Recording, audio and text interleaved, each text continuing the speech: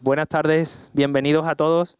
Soy Juan Manuel Carrasco, delegado de la Fundación Cajasol aquí en Córdoba. Es un placer ver la sala que hemos puesto en el entorno de 90 asientos y está llena, repleta, y eso nos llena de alegría. Nada, dar muchas gracias al Hospital Reina Sofía por confiar en nosotros.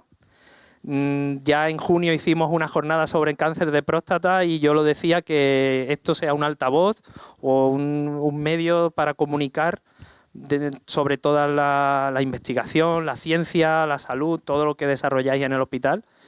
Y nada más, deciros que se va a grabar el evento y que será colgado en nuestro canal de YouTube. La jornada de junio se colgó y ya va por cerca de 900 visitas, con lo cual para nosotros nos llena también de orgullo. Y nada, no quiero alargarme mucho, simplemente darle la palabra a Elena para que nos hable un poquito y pasamos a la presentación de la jornada. Muchas gracias. Pues muchas gracias, Juan Manuel, por tu hospitalidad. En primer lugar, bueno, presentarme, soy Elena García, soy la directora médica del hospital. Disculpar a nuestra delegada de salud, que por motivos de agenda no ha podido estar aquí, pero eso me proporciona la oportunidad. ¿No se oye? Se oye ahora. Me proporciona la oportunidad de estar con ustedes, que es un placer. De verdad que sí. Agradecer a Juan Manuel y a la Fundación Cajasol la oportunidad que nos brinda de utilizar este espacio, que yo creo que es un enclave único y privilegiado, no solamente por el sitio, sino por la oportunidad de acercarnos a ustedes, acercar el hospital, salir del hospital, salir de nuestro entorno para contarles cosas. Y bueno, con motivo del Día Mundial del Corazón, que celebramos el próximo domingo, esta vez pues era nuestro servicio de cardiología el que quería hacer una actividad promocional que nos parecía que es especialmente importante. Como saben, las enfermedades cardiovasculares son muy prevalentes, son de las más prevalentes entre la población de edad media y avanzada, y una causa de mortalidad importante. Para que se hagan una idea en cifras, pues podemos atender al año en el hospital alrededor de 30.000 consultas y realizar alrededor de 600 cateterismos urgentes. Es decir, es un problema de salud importante. Y si tenemos que estar actualizados en las técnicas, ¿verdad?, en los procedimientos, en las terapias, tan importante como eso es realizar actividades de prevención. No solamente incorporar equipamiento, innovación, sino realizar actividades de prevención y promoción de la salud. Todo lo que nos ayuda a prevenir las enfermedades cardiovasculares, pues suponen desde luego un mejor abordaje integral de la salud, y para eso estamos aquí. Y qué mejor entorno y qué mejor acompañamiento que el de las asociaciones de pacientes, que siempre nos proporcionan un impulso y a las que queremos agradecer también que estén aquí hoy con nosotros y nos ayuden en esta actividad y nos impulsen. Yo no quiero extenderme más porque yo creo que lo verdaderamente importante viene a continuación, y bueno, darles las gracias y la bienvenida a esta actividad. Muchas gracias.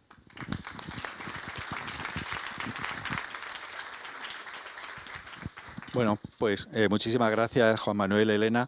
Bueno, yo soy Manuel Anguita, soy el jefe de sección de cardiología clínica del Servicio de Cardiología del Hospital Universitario Reina Sofía. La verdad es que para mí es un placer y un honor pues el presentar y moderar esta mesa redonda y estas actividades, estas conferencias que vamos a tener hoy con motivo de la Semana del Corazón y del Día Mundial del Corazón. Simplemente antes de empezar con las intervenciones y con las preguntas y con el debate, pues efectivamente las enfermedades cardiovasculares siguen siendo en el mundo occidental la causa más frecuente de mortalidad. Es verdad, y esto yo creo que es un mérito tanto de todos los profesionales y de todos los gestores que trabajamos en el campo de la cardiología, que en el año 2023, según los datos del Instituto Nacional de Estadística sobre mortalidad, ha sido el primer año que las enfermedades cardiovasculares no son la primera causa de muerte en España. O sea, el cáncer siempre ha estado por detrás, y en el año 2023 el cáncer, aunque sea solo por 2 décimas, pues ha superado en mortalidad, ha superado desgraciadamente a las enfermedades cardiovasculares. Pero esto no es porque la mortalidad por cáncer haya aumentado, sino porque la mortalidad por enfermedades cardiovasculares está disminuyendo desde los últimos 10 o 15 años, con la excepción de la época de la pandemia del COVID, en donde hubo un aumento de la mortalidad cardiovascular. Está disminuyendo año a año, y yo creo que eso se debe por una parte, como muy bien ha dicho nuestra directora, a la prevención que se hace, pero cuando esa disminución de mortalidad se produce tan rápidamente, en tan poco tiempo, probablemente se debe a un mejores avances, mejores métodos de diagnóstico y sobre todo mejores tratamientos para todas las pacientes, las personas que tienen enfermedades cardiovasculares. Y en eso, quiero decir, está muy bien, pero no podemos caer evidentemente en la tentación de decir ya hasta aquí hemos llegado. No, hay que seguir mejorando. Y para eso pues necesitamos contar con la ayuda de todos los implicados, ¿no?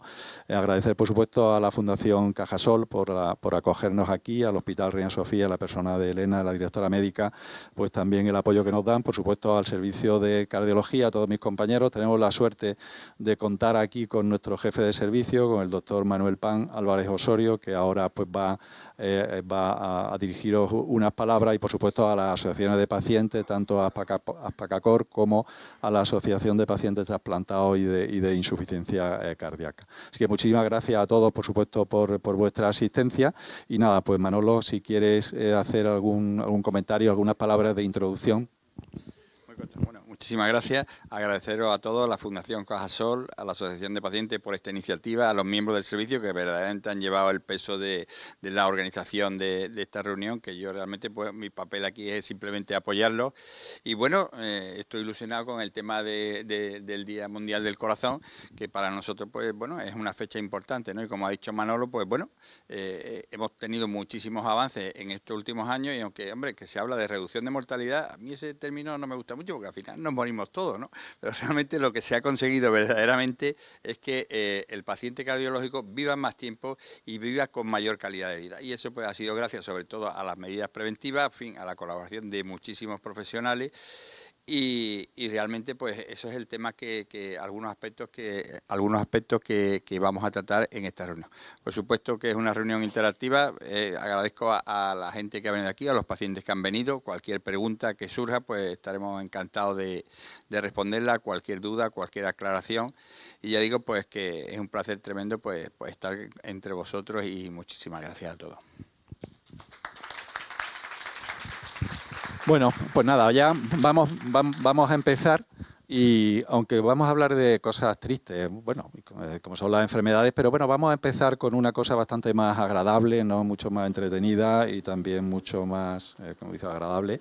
Vamos a hablar de gastronomía, que es un tema que ahora está muy de moda. Para ello contamos con la participación del Rafael Moreno, que es catedrático de Nutrición y Bromatología de la Universidad de Córdoba, un experto en la gastronomía cordobesa, y pues yo creo que nos va a deleitar. No sé si al final hay alguna degustación o no, pero si no la hay, debería haberla. Me lo hubierais dicho, lo hubiéramos preparado algo. Debería haberla. La verdad es que cuando vi que ibas a intervenir sobre esto, sobre si la dieta, o sea, sobre si la gastronomía cordobesa es cardiosaludable, yo digo, bueno, no sé, a ver, porque los flamenquines, ¿sabes? Las carnes rojas, el rabo de toro, que tampoco, no sé yo, a ver qué no vamos a hacer spoilers, ¿no? Vamos a esperar. Bueno, pues nada, pues Rafael, cuando quieras, ¿vale? Muy bien, pues buenas tardes. En primer lugar, muchas gracias por haber contado conmigo, con haber querido que estuviera hoy acompañando. Y bueno, pues la verdad es que, como bien dices, ya la gastronomía está de moda. Pero la gastronomía que se ha puesto de moda precisamente es de la que vamos a hablar hoy, que es la gastronomía popular. Yo esta mañana estaba con mis alumnos, yo hoy estoy de maratón, a las 9 estaba dando clases, luego estaba en Casa Pepe de la Judería dando una formación al personal, y hemos estado comiendo. Y esta mañana le decía yo eso a mis alumnos. Hace 20 años, cuando se pronunciaba la palabra gastronomía, los que tenemos ya un poquito de edad, ¿a qué nos sonaba?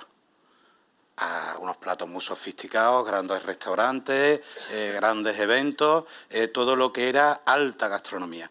Desde hace unos 20 años, la verdad es que llevo como unos 30 años haciéndolo, pero con más intensidad desde hace unos 20 años, yo soy uno de los que está luchando porque la gastronomía también se ponga con minúsculas. La gastronomía del pueblo, la gastronomía popular, y que tenga sus sitios. Parece que ha ido calando, porque recientemente, hace un año, me nombraron miembro de la Real Academia de Gastronomía a nivel nacional. Y mi discurso de ingreso precisamente fue eso. Señores, yo no vengo aquí a hablarles de grandes restaurantes, que para eso ya hay muchos académicos. Yo vengo a hablarles de lo que hemos comido toda la vida, y si además, desde la perspectiva de que lo estudiamos desde el punto de vista de nutrición, si lo que estamos comiendo y lo que hemos comido a lo largo de nuestra vida es nutritivo y es saludable. Y esa es la perspectiva que vamos a intentar ver a lo largo de hoy. Traigo muchas imágenes, muchas diapositivas para hablar de muchos temas. A mí en estas cosas, que he estado ahí sentado, muchas veces lo que echas de menos no es que el ponente venga y te suelte un rollo, sino que, oye, a mí esta idea que se me ha ocurrido, esta duda que tengo, ¿por qué no la pregunto? Entonces, yo creo que vamos a intentar que la presentación sea la excusa para que las ideas, las cosas, las cuestiones que queráis poner encima de la mesa, las podamos ver. Las que os pueda contestar, os las voy a contestar sinceramente, las que no os pueda contestar, os diré, pues mira, esto todavía no lo hemos estudiado.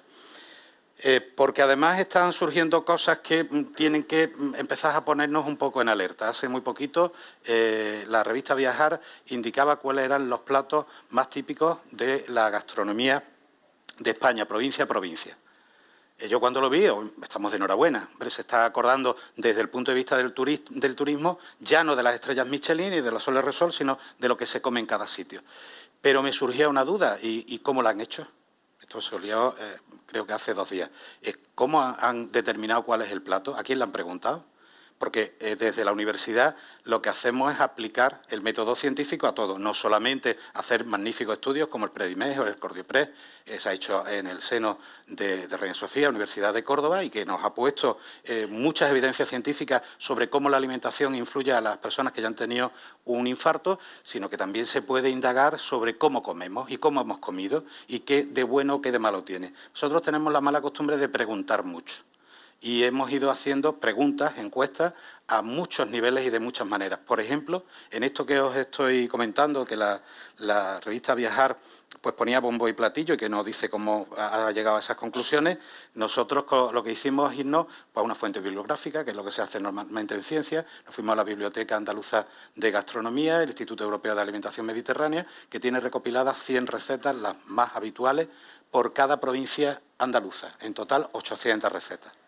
Con las 100 recetas de cada provincia a través de la Academia Andaluza de Gastronomía y Turismo, que yo he pertenecido a ella hasta ya el verano, que ya le dije, mira, ya no puedo más, era el comendador por Córdoba y me tengo que dedicar a otras cosas, no puedo estar aquí más, pero colaboramos muy estrechamente y le dijimos en cada provincia, mira, coger los 100 platos de la gastronomía y intentar determinar cuáles, a vuestro juicio, son los 10, 12 platos que creéis que son más populares. Nosotros estamos trabajando principalmente en platos populares. Por otro lado, tenemos una línea de trabajo sobre los platos en peligro de extinción.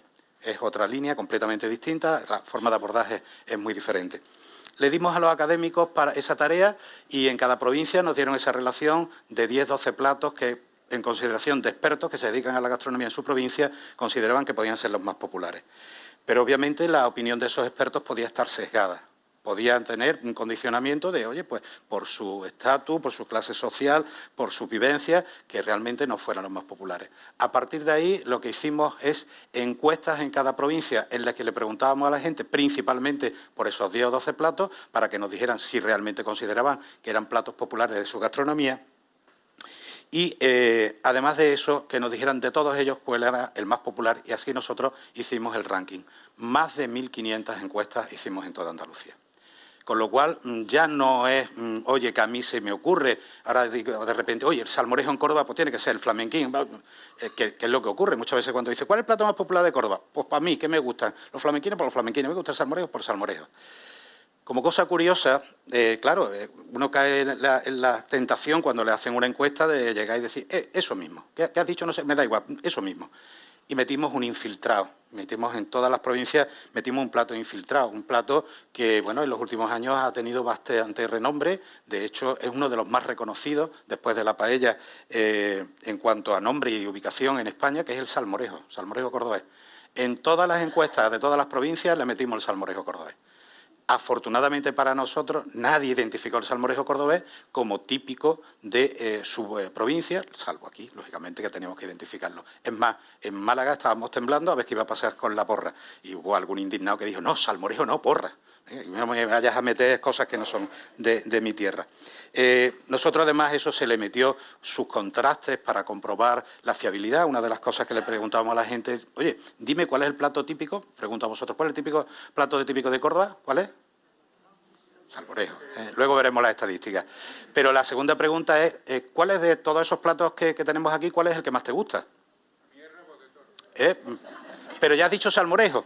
Eso es muy importante. ¿Por qué? Porque tendemos a decir, oye, como a mí me gusta, ¿qué te digo yo? La berenjena a la miel, pues yo digo que es la berenjena a la miel. Bueno, pues esa pregunta se la hacía también a todo el mundo y comprobamos que, salvo en un plato que habíamos propuesto, que era otro infiltrado en Córdoba, no metimos el salmorejo, pero metimos otro plato, que era la carne de caza. La carne de caza, pues nosotros tenemos un proyecto de carne de caza, nos interesaba mucho saber la gente si comía carne de caza y, curiosamente, todos los que dijeron que la carne de caza era uno de los platos más típicos de Córdoba, a la vez eran los que les gustaba la carne de caza. Con lo cual, eso ya lo quitamos de en medio, no me vale tu opinión. De esta manera trabajamos. Nosotros estamos haciendo trabajo, voy a enseñar ahora un poco la metodología, cómo hemos ido abordando esos platos típicos. ¿Por qué centrarnos en la gastronomía popular? ¿Por qué los platos típicos? Y luego una cuestión muy importante.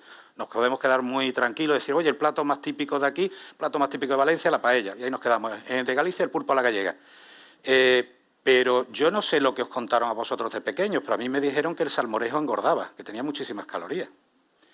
Claro, depende de quién haga el salmorejo y de cómo lo haga. Y este es uno de los grandes problemas de nuestra gastronomía. Y es que en cada casa tenemos nuestra receta, nuestra manera de elaborar el plato.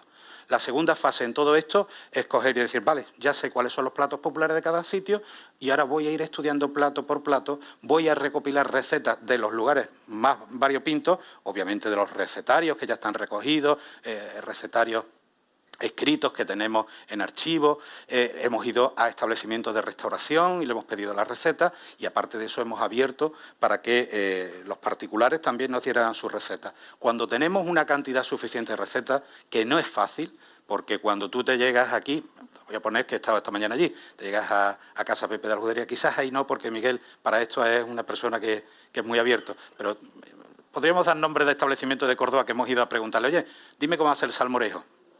A ti te voy a decir yo cómo hago yo mi salmorejo. A ti te voy a contar yo la receta de mi rabo de toro. Es un gran problema. Ese era un gran problema. Entonces, muchos establecimientos que fuimos, le pedimos, le rogamos, pues no nos quisieron dar su receta, pero de las que conseguimos, empezamos a trabajar con una sistemática que se ha aplicado en otras ramas de la ciencia. Lo primero, para considerar que un ingrediente pertenece a la receta, tiene que estar en al menos un 60% de las recetas que hemos localizado. De esa manera, sabemos que es un ingrediente fundamental de la receta. Y lo siguiente que tenemos que saber es en qué cantidad utilizo el ingrediente, porque yo puedo utilizar en un salmorejo, por ejemplo, aceite de oliva virgen extra, espero que nadie lo haga con girasol, en Córdoba sería una herejía, bueno, pues le puedo coger ese aceite de oliva virgen extra y echarle unas gotitas, o poner los tomates nadando en aceite de oliva virgen extra. Entonces, esa cuantificación para nosotros también era muy importante. ¿Cómo cuantificamos? Pues, lógicamente, de todas las recetas vimos las cantidades que nos iban diciendo, se normalizó, o bien por un ingrediente estándar, cuando era muy llamativo, como es el caso del tomate en el salmorejo, o el rabo de toro en el propio plato, el rabo de toro crudo, o por a un comensal, es decir, cuál es la cantidad que le correspondería a un comensal. Y aquí tenemos un problema, y es que tenemos los grandes exaltados y los grandes rácanos. Aquí, sobre todo en cocina, el masculino sobra. Estamos hablando de que la cocina tiene nombre de mujer. Las mujeres son las que han mantenido, sobre todo la cocina popular, las mujeres han sido las que han mantenido ese legado a lo largo del tiempo. Y bueno, pues preguntábamos y tenemos pues desde esas exaltadas que dicen yo ahí, litros y litros, hasta quien dice, uy, no, que ni lo huela. Eso nos da un problema en estadística. Cuando yo tengo valores muy extremos y yo calculo una media, eso me desvía, me sesga mucho los valores reales. Entonces no trabajamos con medias, trabajamos con medianas, valor central. ¿Cuál es la cantidad, digamos, punto medio que se utiliza para la receta? Y eso que hacíamos se llama receta estandarizada. Y eso, ya veréis, lo hemos publicado en revistas científicas, Nutrición Hospitalaria, y hemos dicho, señores, el salmorejo estandarizado de Córdoba es este. Si por poco no puedo salir a la calle. Porque, ¿quién hace el mejor salmorejo del mundo? Vuestra madre, vuestra mujer o algún cocinilla, yo mismo. ¿Me vas a decir tú que esta mierda de salmorejo que tú me estás poniendo aquí, este es el mejor salmorejo del mundo? No, perdonad. Nosotros no decimos que esa receta sea la mejor del mundo, lo que te decimos es que es representativa del salmorejo en Córdoba. Que de la mayoría de la gente que hace salmorejo, ese sería el salmorejo más o menos que corresponde al punto medio de lo que hacen los cordobeses. ¿Y con eso para qué? Oye, para decirle aquí ahora somos más senequistas que nadie y este es el salmorejo que se tiene que poner. No, quiero creatividad, quiero que en cada casa se haga un salmorejo distinto y en cada restaurante poder llegar y probar un salmorejo distinto. Pero ahora sí puedo decir yo, con conocimiento de causa, este salmorejo aporta muchas calorías o no aporta muchas calorías, aporta mucha grasa o no aporta mucha grasa, porque ya tengo los datos de composición y a partir de los datos de composición yo puedo saber los datos nutricionales. Pues de estas cosas de las que vamos a ir hablando y aunque tenemos un foco, yo no sé si se puede apagar algún, porque no sé si estáis viendo bien la pantalla. No se puede. Pues la proyección del vídeo espero que estéis cogiendo la pantalla por otro lado, porque a estos señores yo se los voy a traducir a lo que se pueda, porque ahí se ve relativamente poco.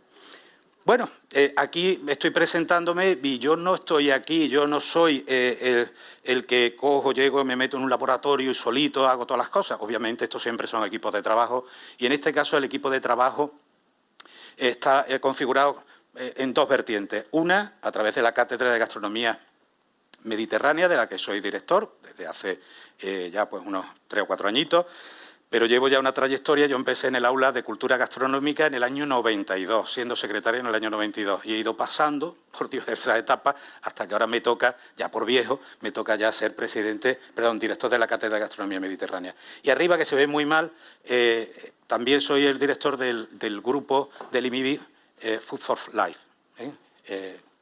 Food for Health, que es el grupo de trabajo que dentro del IMIBI, me estoy moviendo y la cámara se estará acordando de mi familia, me voy a las sombras. Bueno, pues es un grupo de trabajo que dentro del IMIBI no trabajamos en investigación médica, sino trabajamos en temas colaterales. El grupo está formado por la Universidad de Córdoba, profesores de la Universidad de Córdoba, por investigadores del Instituto de Agricultura Sostenible y por investigadores de IFAPA. Por tanto, nosotros lo que vamos a ver es cómo es el alimento, qué características tiene y qué de esas características, qué es lo que podemos sacar de beneficioso para la salud de las personas.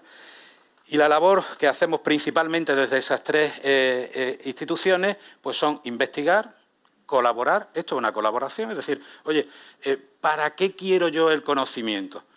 Me voy a mi torre de marfil de catedrático y allí empiezo a urdir que tengo muchos datos, son todos míos. No, yo lo que quiero es venir aquí con vosotros, compartirlo, porque al compartirlo esa información va a ser bien utilizada. Si se queda en mi despacho en un cajón, eso no sirve para nada. Entonces, una de las cosas que hacemos frecuentemente es estas colaboraciones.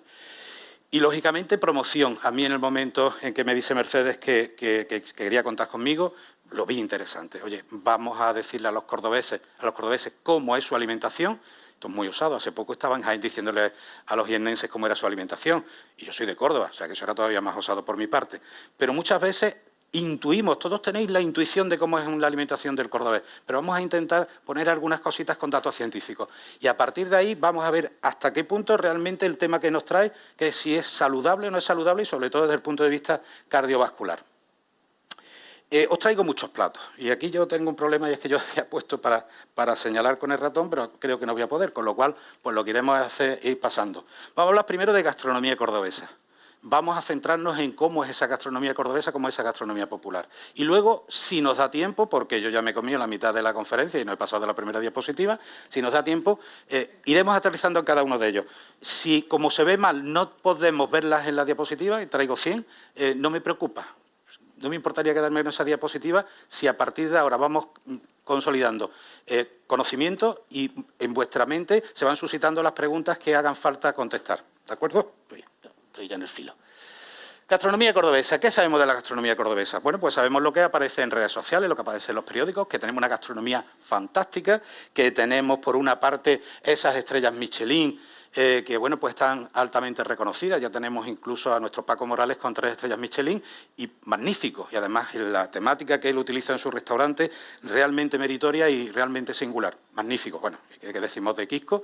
Y aunque ahora mismo Celia tuvo la estrella en el restaurante que estuvo, pero ahora ella sigue teniendo ese prestigio y la consideramos dentro del cuadro. Pero es que si observáis aquí debajo, se ve muy mal, ahí tenemos lo que se llaman lo que han llamado los 7 magníficos. Es decir, fueron los 7 establecimientos y los 7 restauradores que en Córdoba desde los años 70 pusieron en el mapa.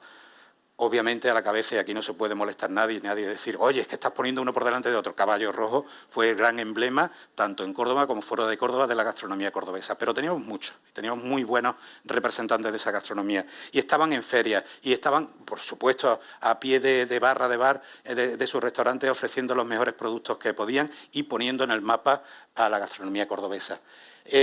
Tenemos también eventos como es el de Califato Gourmet, por si no lo sabéis. Me decían ayer los organizadores que este año no hay Califato Gourmet, vamos a tener que esperar un año más, pero es también un acontecimiento que pone en el mapa a la gastronomía cordobesa. Y tenemos, y no lo sabemos, una serie de personas que son influencers, que se dedican a la comunicación en redes, que son muy meritorias. De todas las que podemos tener, hoy no puede acompañarnos con nosotros, yo tenía hoy que hacer doblete, yo tenía que estar con Sabores de Córdoba, yéndome de bar en bar por la parte de San Lorenzo.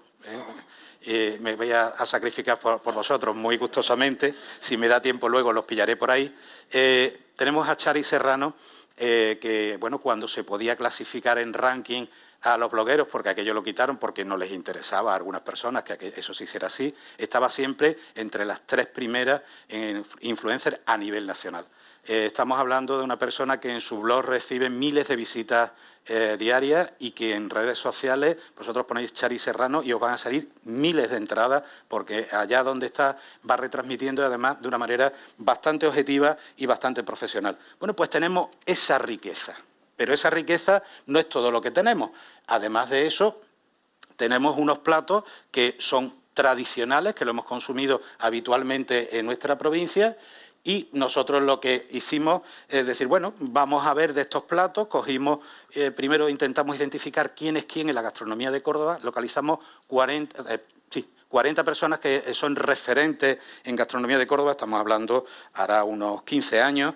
De esas 40 personas intentamos hablar con ellos, les pasamos una pequeña encuestita para bueno, pues saber un poquito cómo estaba la gastronomía de Córdoba y que nos orientaran hacia una encuesta mucho más potente que íbamos a hacer. Tuvimos la suerte de que pudieran contestar 20 y a partir de ahí empezamos a trabajar en una encuesta que lanzamos a los cordobeses. Al principio fue Córdoba Capital y lo que estábamos viendo es decir, bueno, ¿y cómo llego yo a los cordobeses? Lo más fácil, lo más cómodo, incluso esto que estamos hablando hace ya más de 10 años, eran redes sociales. Yo lo pongo en Facebook, lo pongo en Twitter, lo pongo en Instagram, que estaba en aquellos momentos arrancando, lo paso por WhatsApp y quien quiera que me conteste la encuesta, no una encuesta online. Y nos daba miedo porque obviamente las redes sociales están muy sesgadas. Entonces, ¿qué hicimos? Pues cogimos a nuestros alumnos de Ciencia y Tecnología del Alimento, que lo estamos formando nosotros en temas de encuestas alimentarias. Tienen uno de los temas que tienen en su temario en la formación de nutrición es precisamente la encuesta alimentaria. Le decimos, venga, a la calle, y me vais a hacer encuestas también a nivel de calle, ¿de acuerdo? Bueno, ahí tenéis a nuestros alumnos de aquella época que se fueron y con esta encuesta fueron moviéndose por Córdoba. Preguntábamos, bueno, de todo, de cómo te había llegado hasta ti esta encuesta, hasta pues, una colección de preguntas de todo tipo, de orden social, edad, sexo, tal. Y una de las cosas que preguntábamos también era ¿en qué barrio vives? Tenemos la clasificación de barrios de Córdoba y cada uno iba eligiendo para también ver hasta qué punto era representativa. Como veis, muchas preguntas. Preguntábamos de todo. Preguntábamos sobre platos y preguntábamos, por ejemplo, sobre restaurantes y preguntábamos sobre cocineros. No sé si lo sabéis, pero cuando le preguntamos a la gente que si nos podía decir algún cocinero de Córdoba, pues nos salieron cocineros de Córdoba de toda la vida, como Arguiñano, como Ferran Adrià, vecino mío de toda la vida. Obviamente, bueno, esto pasaba. Casi un 70% de los cordobeses fue incapaz de decir el nombre de un cocinero de Córdoba. Esto en otras partes no ocurre. Afortunadamente, desde que nosotros hicimos esta encuesta, está cambiando y estamos cada vez conociendo mejor a las personas. Preguntamos por cuál era tu establecimiento de restauración favorito y cuál era el que considerabas más emblemático. Muchas preguntas. Yo de verdad considero que si a alguno os tocó la encuesta, soy unos santos porque la encuesta era muy larga. Mis alumnos, los pobrecitos, venían, Rafael, es que esto es muy largo, que es que la gente se aburre. Y digo, Dios mío, vamos a sacar información. ¿Cuánta información? Bueno, pues ahí tenemos presencial, que fue proporcional a la pirámide de la población cordobesa y online, obviamente, gracias a nuestros blogueras principalmente son mujeres que se movieron muchísimo y difundieron mucho la encuesta. ¿Cuánto es mucho?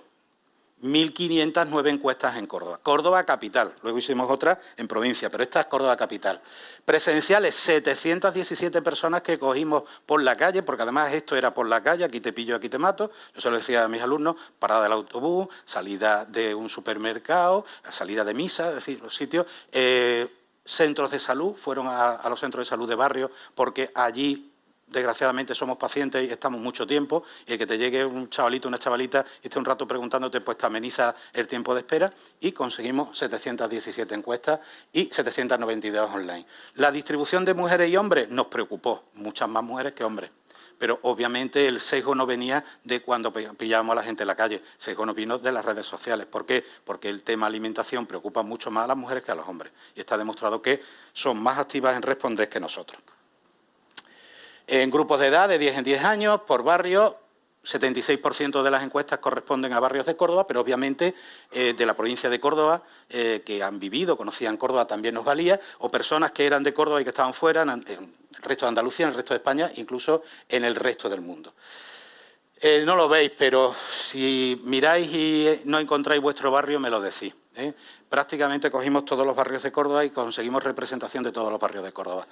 ¿Por qué queríamos esta representación? Entre otras cosas, como su propio nombre indica, para que la encuesta fuera representativa. Pero había un elemento importante. En el Ayuntamiento de Córdoba, con el Consejo Superior de Investigaciones Científicas, se había hecho una clasificación social de los barrios de Córdoba. Y con esa clasificación habíamos conseguido saber el estrato social en función del barrio al que se pertenece. Con lo cual, no solamente sabíamos de qué barrio era, sino podíamos hacer una clasificación en estrato social y podíamos ver las respuestas en función de ese estrato.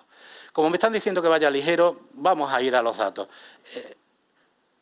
¿Por qué estudiar platos populares? No se ve, pero yo lo voy a decir. Tenemos miles de motivos para estudiar platos populares. La primera cuestión y más importante, porque son tradicionales, porque son nuestra cultura, porque son nuestro patrimonio. En segundo término, es que si esos platos han llegado hasta el día de hoy, es porque han sufrido una selección natural frente a otros platos que se han ido perdiendo. Y la población que ha llegado hasta el día de hoy es la población mejor alimentada. Hay muchos ejemplos, sobre todo en temas bélicos. Se ha estudiado la alimentación de los ejércitos y se ha comprobado que cuando los ejércitos están mejor alimentados han conseguido más victorias. Luego distribuyen sus genes y nos perpetuamos, y esas encuestas son ideales. Luego tenemos unas cuestiones de tipo sostenibilidad, son de cercanía, son de proximidad, tienen baja huella de carbono, son rastreables históricamente, tenéis un montón de casos. Vamos a ir avanzando, porque ahí empezamos a preguntarle de todo, cuál es el plato más típico, cuál es el que más te gusta, dónde y cuándo se comían, de todo. Mucho interés en la franja de edad de cómo evoluciona el consumo de platos. Pusimos en alerta al salmorejo cordobés. Oye, que tienes cada vez menos gente joven que te gusta el salmorejo cordobés. Rápidamente se puso en marcha una iniciativa que es el salmorejo en la escuela, que ha hecho que se restaure bastante eso. Con el rabo de toro todavía mucho más preocupante. Gente joven que le gusta el rabo de toro va quedando poquita. Ahí tenéis lo que libremente cada uno dijo que consideraban si era típico o no típico los platos. No me voy a parar ahí, salía el salmorejo cordobés, pero cuando le dijimos, no, mójate, de todos ellos dime cuál es el más típico. Pues sí, está publicado la encuesta, bueno, ahí simplemente para que lo veáis, está publicado en la única revista de gastronomía que está indexada del Sevier, el International Journal of Gastronomy and Food Science. Ahí está la única gastronomía del mundo que está ahí recogida, es la gastronomía de Córdoba. Bueno, pues ya sabemos un poquito de qué estamos hablando. Salmorejo cordobés, 64% de los cordobeses consideraron, cuando hacemos el estudio con la provincia, sorpresa, en vez de bajar, porque tú dices, oye, ya hay más platos para repartir, no, sube. Cuando metemos la provincia llegamos al 67% de los cordobeses que consideran que el salmorejo es el más típico. Y como vamos muy mal de tiempo, que quedan 90 diapositivas, vamos a hablar por qué el salmorejo nos tiene que interesar. Primera cuestión importante, ¿el salmorejo engorda? Porque uno de los factores de riesgo cardiovascular es el exceso de peso. Por tanto, si tengo un plato que me está aportando muchas calorías, pues me tiene que preocupar. ¿Cuántas calorías aporta un salmorejo? Ni idea. Bueno, pues aporta el salmorejo estándar, el que podéis ver en la calleja del salmorejo, que está aquí en la judería, y un azulejo con la receta, que es la que nosotros hicimos y que es la que tiene la cofradía del salmorejo cordobés, 117 kilocalorías. Ahora, cuando lleguéis a casa, os vais a los etiquetados de las latas, de las cosas que tenéis en casa y vais mirando a ver 117 cuánto es. Os vais a encontrar que son muy pocas calorías. ¿Tenemos alguna otra ventaja de que además de que tenga pocas calorías? Oye, los ingredientes se utilizan todos en crudo. Por tanto, no hay tratamiento térmico que me destruya vitaminas, minerales o compuestos activos, entre otros, ¿cuáles? Pues los que tiene el propio tomate, que es el ingrediente mayoritario. Ahí vamos a tener una serie de compuestos, fundamentalmente uno que nos interesa, para abril hubiera venido bien, que es el licopeno, un protector contra el cáncer de próstata, pero es que además tenemos un montón de compuestos que son antioxidantes naturales, entre otros muchos vitamina C, en cantidades bastante altas y que no se ha destruido porque lo único que hemos hecho con el tomate es triturarlo. Si además en el tomate dejamos la piel, las pepitas, estamos aportando fibra dietética y más vitaminas y más minerales, con lo cual, perfecto. Pero es que luego le echamos aceite y a diferencia de lo que ocurre con aceites maltratados que utilizamos en otros momentos de la cocina, el aceite en el salmorejo está crudo, con lo cual contiene todos los polifenoles que están demostrados que son cardioprotectores. Es decir, tengo los polifenoles y los tengo en la mejor manera para que puedan ser absorbidos. Pero es que además esos polifenoles interactúan con los carotenoides que tiene el tomate y me va a potenciarse unos a los otros en mi aparato digestivo. Si no fuera bastante, tengo el ajo, que el ajo, aparte de que tiene muchas otras propiedades, también tiene efectos cardiosaludables. Con lo cual, fijaros, estamos hablando de un verdadero pool, una verdadera bomba, en el mejor sentido de palabras, para nuestra salud. Pero hay que echarle un poquito de sal, ¿no? Y como es un alimento que de por sí el tomate, el aceite y demás no aporta ninguna sensación salada, pues al final tendemos a echarle más de la cuenta. ¿Podemos reducir la cantidad de sal? Nosotros calculamos que por 1 kilo de tomate las recetas estandarizadas son de 10 gramos. Si queréis luego hablamos un poquito de esas cantidades. 10 gramos. ¿Podría reducirlo? Bueno, pues trabajamos en eso. Lo trabajamos con nuestros alumnos y le dijimos, bueno, vamos a coger y vamos a reducir 2 ingredientes que me interesaría reducir. A pesar de que el aceite de oliva virgen extra es magnífico, voy a intentar que sea un poquito menos para que el aporte calórico sea todavía un poquito más bajo. Y voy a intentar bajar la sal. Y me daba cuenta que si yo mantenía el aceite y bajaba la sal, se notaba una barbaridad. Es decir, con la misma cantidad de aceite yo bajo sal y noto que cada vez está más soso y aquello llega un momento que está incomestible. Decía al contrario, voy a mantener la sal y voy a bajar el aceite. Lo mismo, empezaba aquello a estar que era zumo de tomate. No me gusta. Pero nos dimos cuenta que si bajaba paralelamente la sal y el aceite, podía llegar a un punto en que reducía prácticamente a la mitad la sal y el aceite sin que lo pudiéramos detectar. Con mis alumnos lo hice y funcionó. Yo dije, bueno, esto hay que probarlo con los profesionales. Me fui a la cofradía gastronómica del salmorejo cordobés, a su junta directiva, y le digo, Matías Vega, que es el que va a hacer siempre el salmorejo, nos fuimos a Cañete. Matías va a preparar este salmorejo que es de la receta estandarizada, el que están acostumbrados los cofrades, y vamos a preparar el nuevo, el que yo te estoy diciendo. Los dos lo va a poner en unos platitos, unos tornillitos, y se los vamos a dar y no vamos a decir nada. Cata ciega. Y con el móvil le dijimos que dijeran cuál les gustaba más. La mitad dijeron que no eran capaces de distinguirlo, habiendo reducido la mitad de aceite y la mitad de sal. Pero es que de la otra mitad hubo un 25% que dijo que, hombre, que el tradicional era el bueno, pero es que otro 25% nos dijo que el salmorejo bajo en calorías y bajo en sal era el bueno. Con lo cual habíamos conseguido mejorar, que me perdonen los puristas, ese plato tradicional, y lo hemos conseguido adaptar para que sea todavía más saludable. Eso es en lo que estamos trabajando. Yo traía más ejemplos. Flamenquín, esta mañana estaba en casa Pepe, estaba hablándoles de la fritura del flamenquín.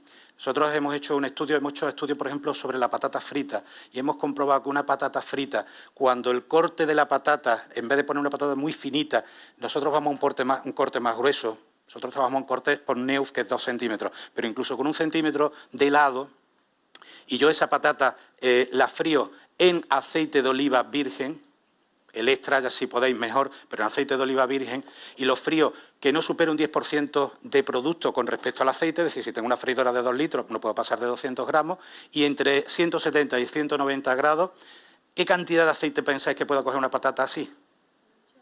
¿Mucho, mucho? ¿Cuánto es mucho para vosotros? ¿Un 50%? Un 4%. Vuestra ensaladita seguro que tiene menos aceite que las patatas fritas de esa manera. Pero, oye, aceite de oliva virgen extra, porque cuando me voy al aceite normal, el que llamamos aceite de oliva a seca, resulta que en las mismas condiciones se va al 15%. El girasol prácticamente lo mismo, y el girasol alto oleico prácticamente lo mismo, en esas condiciones. Pero si yo me voy a patatas finitas y me voy a poner más producto en la sartén y me voy a temperaturas más bajas, se llega a gastar hasta el 40% de aceite. Es decir, la fritura no es mala si la hacemos bien.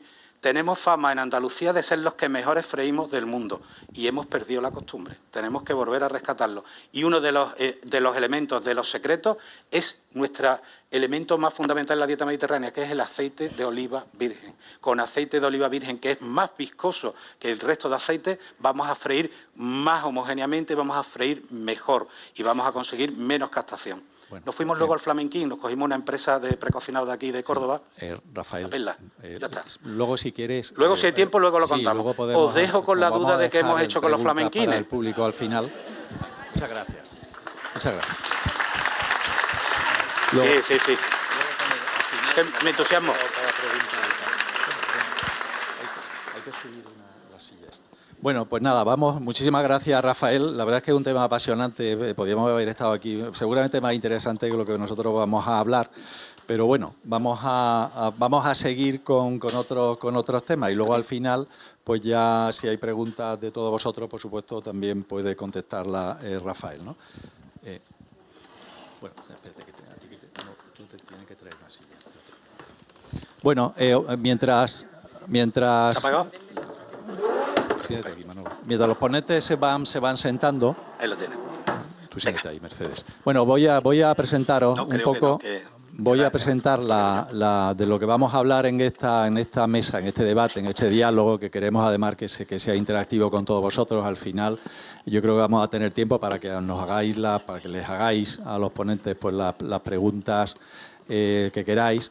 Vamos a hablar sobre dos temas básicamente. Por una parte, sobre la enfermedad cardiovascular en la mujer. Este año, tanto la Sociedad Española de Cardiología como la Fundación Española del Corazón y la Fundación Andaluza del Corazón, pues han centrado muchas de sus actividades divulgativas y preventivas en la mujer, en la enfermedad cardiovascular en la mujer, porque es la gran desconocida y probablemente existe una infrapercepción de lo que es el riesgo de sufrir enfermedades cardiovasculares en las mujeres. Esto lo vamos a hablar ahora a continuación. Y luego vamos a hablar también sobre otro tema muy interesante, que es el de la rehabilitación cardíaca, que es una de las actividades, es decir, es prevenir, rehabilitar es prevenir, ¿no?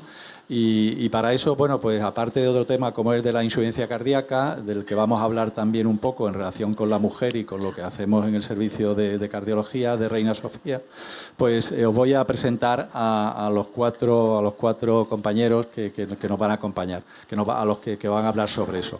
Tenemos la suerte de contar con la doctora Dolores Mesa, Lola Mesa, que es la jefa de sección del área de imagen cardiológica de nuestro servicio. Ha sido presidenta de la Sociedad Andaluza de Cardiología hasta hace poco y ahora es la presidenta de la Fundación Andaluza de Cardiología. Luego también tengo aquí a mi izquierda a Ana Belén Muñoz, que es nuestra enfermera titular de la consulta de insuficiencia cardíaca, la que más sabe de insuficiencia cardíaca de todo el servicio. Bueno, Manolo y yo vamos a moderar esta mesa. Luego tenemos a José López Aguilera, que es el responsable, cardiólogo clínico, responsable de la unidad de rehabilitación de Reina Sofía. Y luego pues tenemos a Mercedes López Pardo, que es paciente, pero también es enfermera y que también pues nos interesa mucho pues lo que nos puede contar sobre la experiencia como paciente y como mujer con enfermedades cardíacas sobre su percepción de todo esto, ¿no? Entonces, bueno, vamos a intentar que esto sea un diálogo de preguntas, respuestas interactivas. Entonces, vamos a empezar. Yo le voy a hacer la primera pregunta a Lola Mesa. A ver, si pueden poner, aunque solo sea título... En relación con esto, con una encuesta que ha hecho, sí. ¿Cuál es la percepción que existe, no entre los médicos, ni siquiera entre los pacientes, sino en la sociedad en general, en hombres y mujeres, sobre la enfermedad, lo que piensa la gente de lo que es la enfermedad, de la importancia de la enfermedad cardiovascular en la mujer? Vale. Bueno, en primer lugar agradecer a la Fundación el que nos haya prestado este entorno para tener estas reuniones tan necesarias. Y bueno, estoy encantada de estar aquí. Yo creo que la mayoría me conocéis. Los pacientes saben que en la Fundación, por supuesto, en el servicio, tienen su hueco y son bienvenidos siempre, pero sobre todo yo voy a hablar como presidenta de la Fundación Andaluza de Cardiología y bueno, pues queremos darle más voz de la que tienen y que es más importante de la que yo creo que ellos mismos piensan que tienen. Entonces, el tema cardiopatía y mujer es apasionante porque efectivamente es todo lo contrario de lo que pensamos. Todo lo contrario, es decir, las mujeres, la primera causa de muerte en la mujer es la enfermedad cardiovascular, muy por encima de los tumores, el 27% en el año 2022, casi el 28% de las mujeres murieron del corazón, de enfermedades cardiovasculares, no solo del corazón, seguida bastante de lejos de los tumores, que es el 20%, y muy de lejos de las enfermedades respiratorias, solo un 8%. Pero la Sociedad Española lanza una encuesta y dice que, bueno, lamentablemente se ve mal, pero bueno, voy a deciros los números más llamativos. A la población general, bueno, un poco como lo que tú has hecho, ¿no? A niveles. ¿Qué cree la población general que es la primera causa de muerte en la mujer? Y el 75% no sabe qué son las enfermedades cardiovasculares. Creen que la mujer se muere sobre todo de cáncer. Pero es que se le pregunta a las mujeres y seguimos en las mismas cifras. El 75% no saben, creen que, o saben como la enfermedad cardiovascular no es un problema que a ellas les deba preocupar, el 75%. Y luego se pregunta a las pacientes que ya han tenido un evento y a sus familiares. Ahí el nivel de conocimiento es algo mayor, porque ya han tenido el evento, ya han pasado por un servicio de cardiología, por tratamientos, por información, y aún así solo algo más del 50%, el 54%, piensan que sí que es la primera causa, pero casi la mitad siguen pensando que no es de lo que se mueren las mujeres. Y bueno, siguen y un poco más, y ahora la pregunta es, ¿las mujeres se mueren más que los hombres una vez que han sufrido un infarto? Pues la mayoría piensa que no. Y sin embargo, la mortalidad por infarto en la mujer, la mortalidad hospitalaria, una vez que ingresa, es casi el doble, del casi el 10% frente al 5% en el hombre. Y sin embargo, la mayoría pensamos que se mueren más los hombres una vez que han tenido el infarto, o sea, es más grave. El hombre tienen más infarto y más grave, es mentira. Tienen menos y encima se mueren menos una vez que lo tienen. Y bueno, y la cosa que nos tendríamos que preguntar, ¿por qué es esto? Pues porque lamentablemente es una enfermedad. Tenemos muchos factores de riesgo comunes, tenemos otros propios que no tiene el hombre, también tenemos factores protectores que no tiene el hombre, pero lo lamentable es que esto es porque es una entidad infradiagnosticada, infratratada, infrarrepresentada, es decir, los grandes estudios se hacen mayoritariamente incluyendo hombres, con lo cual estamos tratando a las mujeres con lo que sabemos de la enfermedad de los hombres, y está claro que nos estamos equivocando, y además hay un enorme sesgo de género.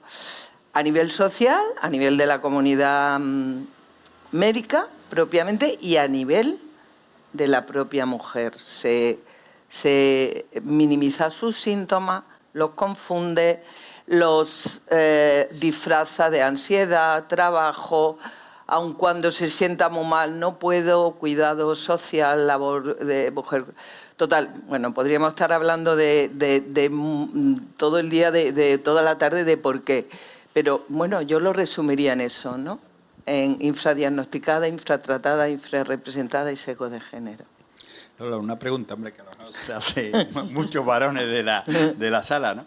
Que realmente, efectivamente, los datos que has presentado son los que son, pero también tenemos otros datos que la mujer vive unos 4 o 5 años más que el hombre, ¿no? Entonces, ¿cómo realmente explicas esa diferencia? Pues sí, ¿no? es muy fácil, pues porque la enfermedad cardiovascular en la mujer se dispara en edades mucho más avanzadas. O sea, si analizamos la mortalidad cardiovascular a los 60 años, es mayor en el hombre, pero en la edad media, con la edad de la población actual, es en la mujer.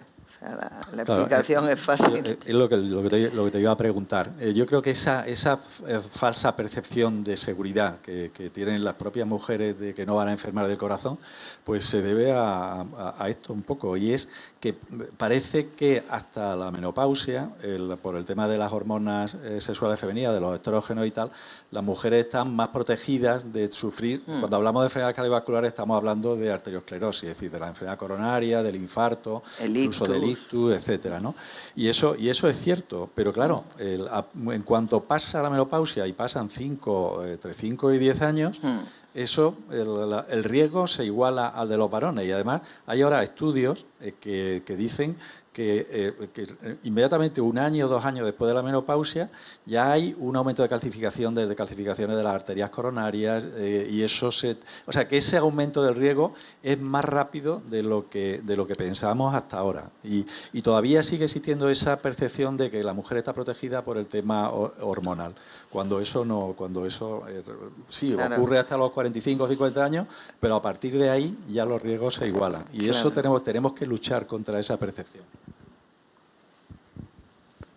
Pasamos a preguntarle al doctor López Aguilera sobre la prevención.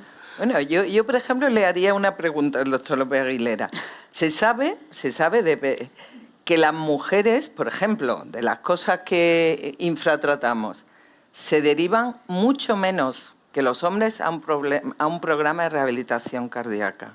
¿Motivos?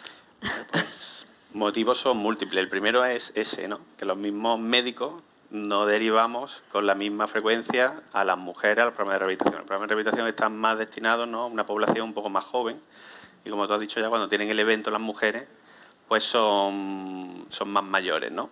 Los programas de rehabilitación cardíaca tienen varias patas de actuación.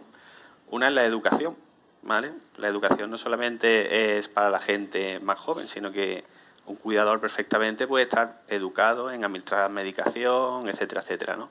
En dietas, como ha comentado antes Rafael, alimentación, por poco que haga de ejercicio, ¿no? Pues más vale hacer algo que no hacer nada.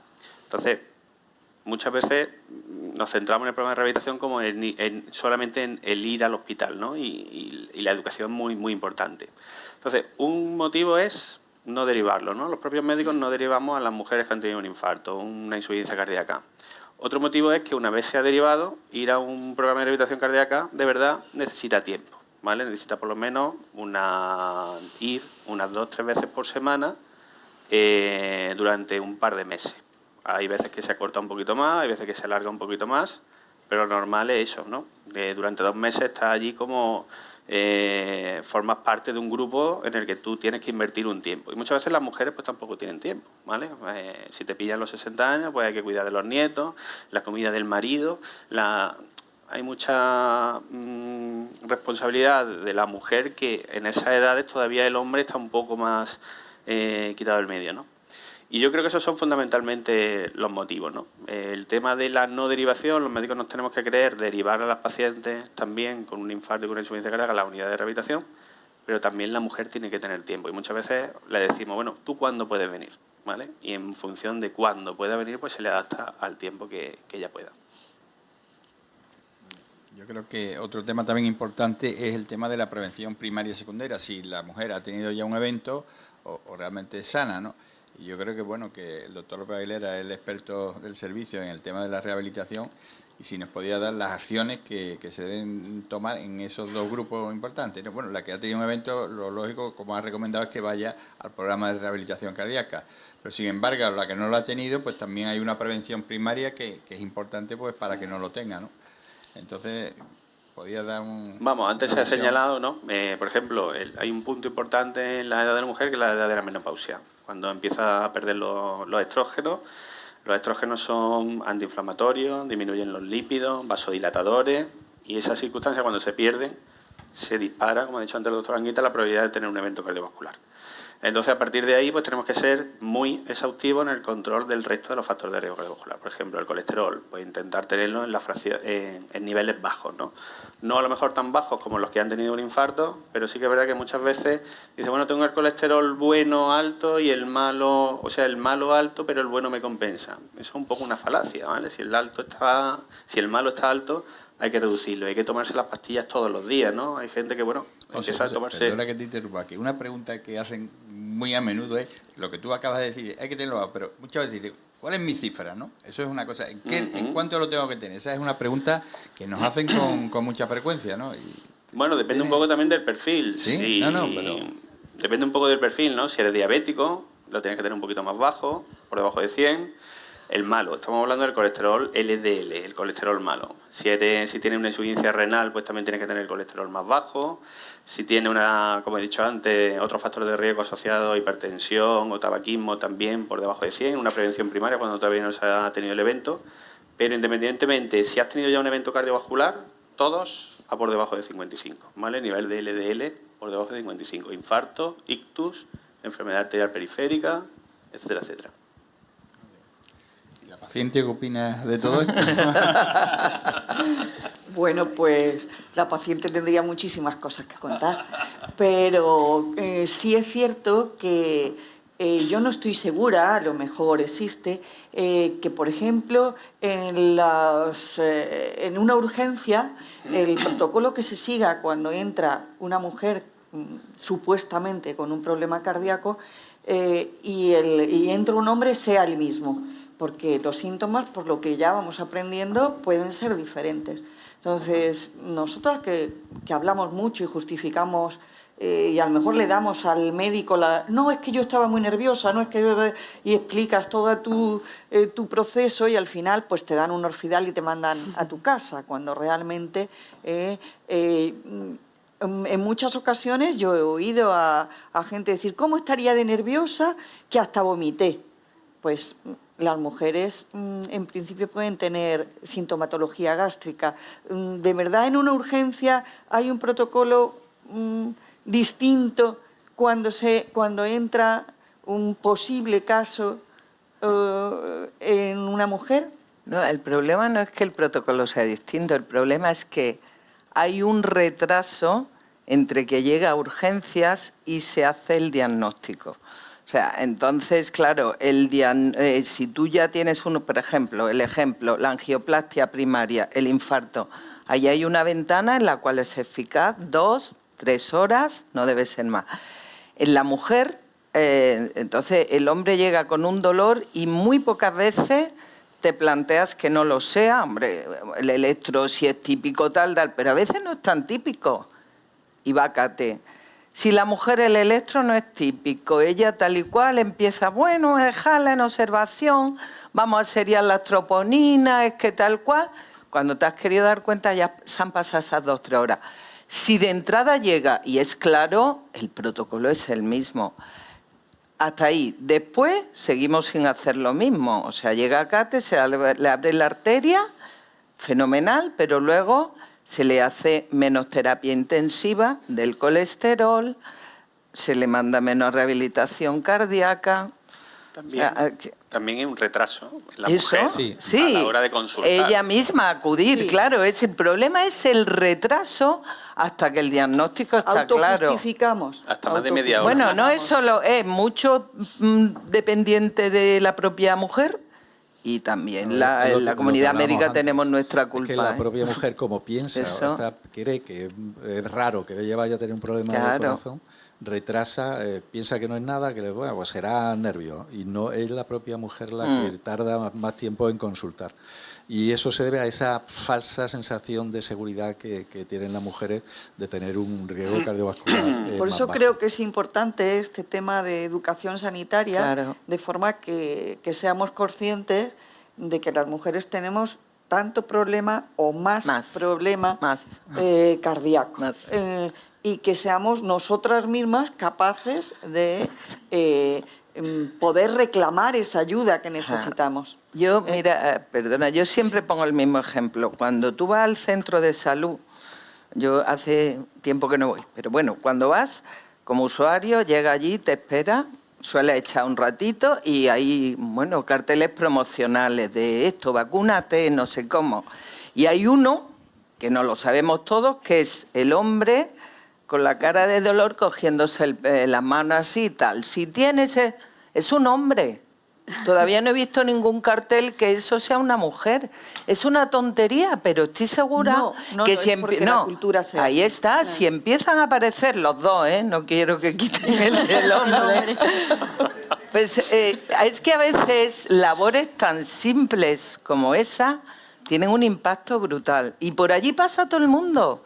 El que va por las pastillas, el de la gripe, el otro, el niño, el abuelo, la abuela, pasa todo el mundo y echa media hora por lo menos y se mira todos los carteles. Bueno, yo creo, luego seguramente en el diálogo con el público va a seguir saliendo este tema.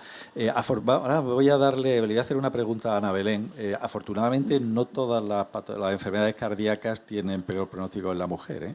Vamos a hablar un poquito de insuficiencia cardíaca, y no sé lo que tú vas a decir, pero la insuficiencia cardíaca, aunque también aparece con frecuencia en la mujer, sin embargo, el pronóstico, a pesar de lo que incluso muchos médicos dicen, no es peor en la mujer que en el hombre. Incluso la mortalidad por insuficiencia cardíaca, a igualdad de condiciones y tal, es más baja. O sea que, en el fondo, alguna cosa buena tenéis que tener las mujeres, ¿no? Y mejor no tener una insuficiencia cardíaca, que es la enfermedad más grave del corazón. Fijaros que cuando uno piensa en muerte cardiovascular, siempre muerte de causa cardíaca, siempre piensa en el infarto. Bueno, el infarto realmente, la verdad es que ahora no se muere muy poca gente, ¿no? Gracias a los tratamientos de cateterismo urgente que se hacen, tiene una mortalidad bajísima, un 1 o un 2%. En cambio, la mortalidad de la insuficiencia cardíaca, cuando ingresa en el hospital, y no quiero dramatizar ni asustar a nadie, es un 10% en España. 10%. De cada 10 personas que ingresan por insuficiencia cardíaca, una muere antes del alta. Y de las que sobreviven, a los 3-4 años, entre un 30 y un 50% de las personas, mujeres y varones, mueren, ¿no? Entonces, esto es un tema que también es muy importante, del que no se habla mucho, porque siempre nos focalizamos en el infarto, y esto es algo de lo que hay que hablar, ¿no? Entonces, bueno, como Ana Belén es una experta en insuficiencia cardíaca, pues quería que nos contara un poco lo que tú piensas sobre la insuficiencia cardíaca en la mujer y cómo se actúa en la consulta de enfermería de insuficiencia cardíaca. Y hay que decir que realmente ha sido uno de los grandes avances, de las cosas que están consiguiendo mejorar el pronóstico y el tratamiento de los pacientes con insuficiencia cardíaca, es precisamente la incorporación de enfermeras especializadas, que son las que mejor hacen el tratamiento y el seguimiento de los pacientes.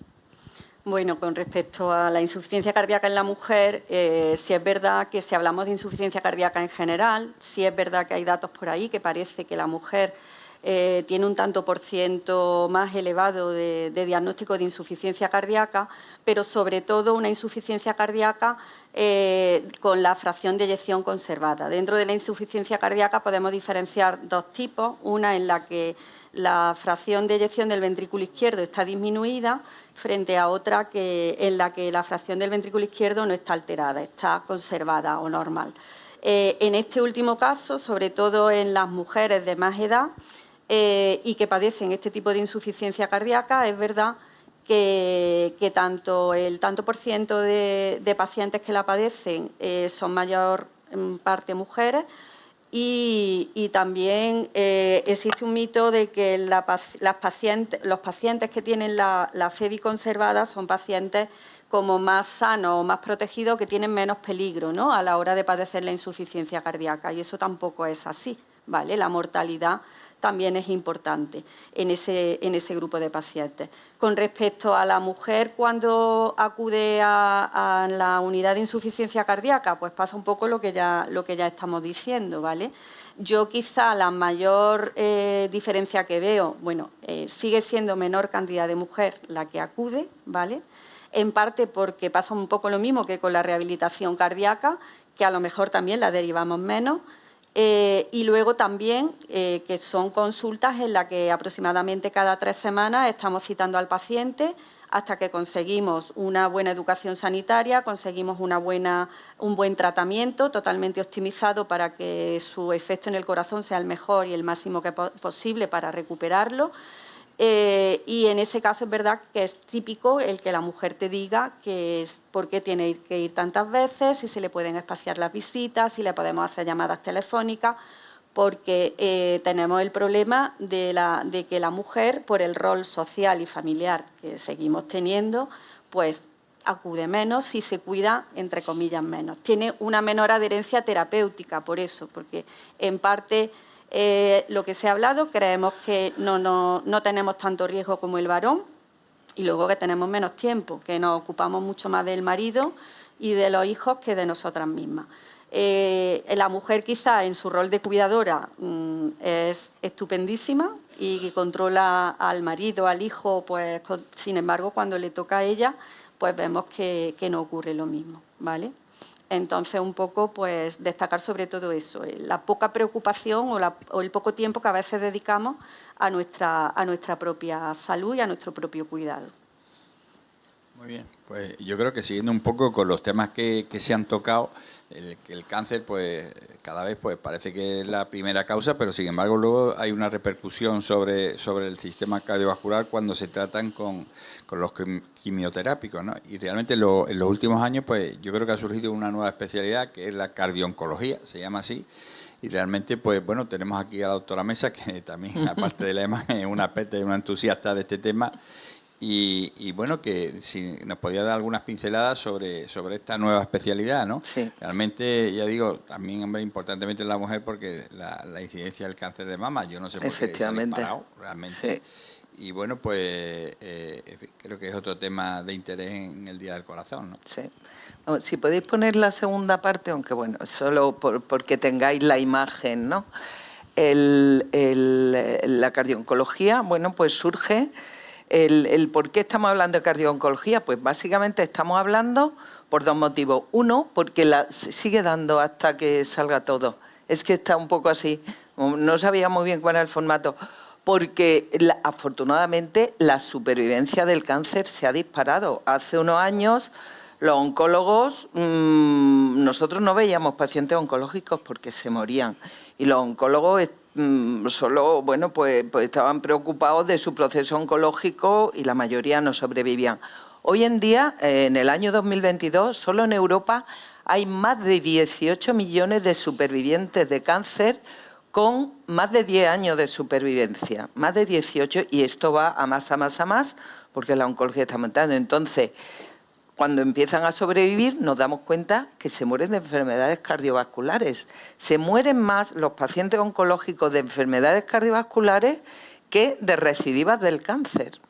Casi igual, pero casi a la par. ¿Y eso por qué? Pues porque, efectivamente, como ha dicho el doctor Pan, muchos de los tratamientos oncológicos y la radioterapia son cardiotóxicos. Entonces, las cifras son brutales. El 30% de los pacientes oncológicos ya tienen una enfermedad cardíaca, cardiovascular. El 30% que no la tienen lo va a desarrollar.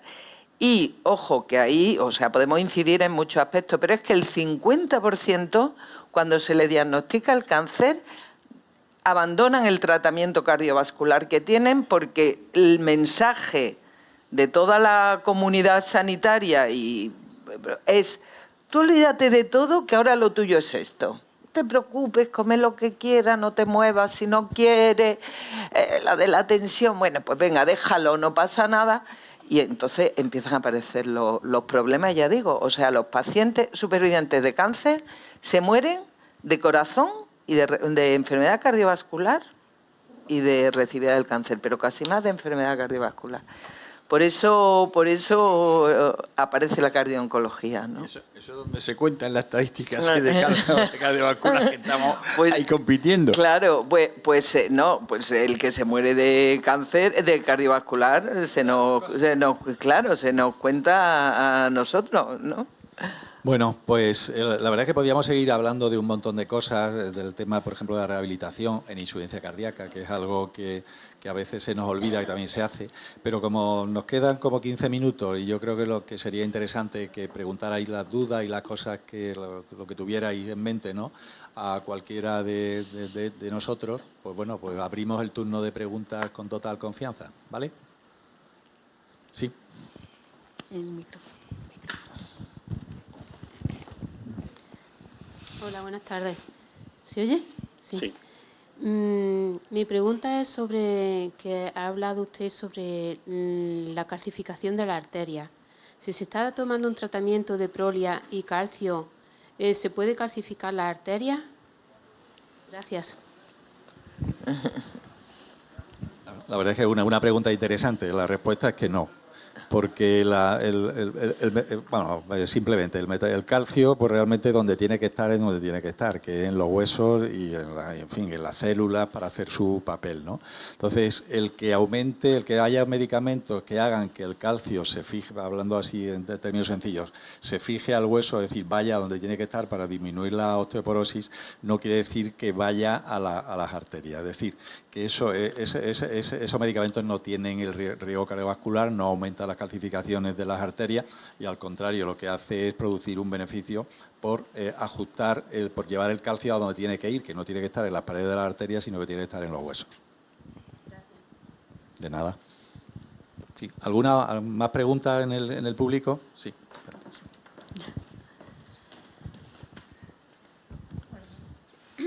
Mire, quería saber, por favor, ¿la harina sube el colesterol? ¿Consumir muchos productos que lleven harina?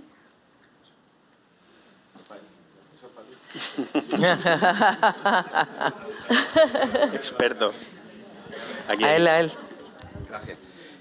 Normalmente el colesterol va a aumentar cuando la cantidad de grasa circulante aumenta. ¿Eso qué significa? Pues que estamos tomando más grasa de la cuenta en la dieta o estamos convirtiendo hidrato de carbono en grasa. Es decir, no por comer harina tiene que subir el colesterol si al final la cantidad total de energía que estamos metiendo en nuestro cuerpo está equilibrada con la que estamos gastando o estamos gastando más de la que estamos introduciendo. Entonces, realmente el mito de que los hidratos de carbono son los que suben el colesterol, cuando estamos por encima de la ingesta energética que tenemos que tomar. Si estamos en nuestra ingesta energética, no tendría por qué aumentar. Y luego, los azúcares refinados van a tender a tener una mayor acumulación de glucógeno. Ese glucógeno, cuando ya está saturado, se va a convertir en grasa y esa grasa que se acumula, lógicamente, se tiene que movilizar para llevarla al resto del cuerpo y puede favorecerlo. Pero es que los hidratos de carbono complejos a largo plazo también.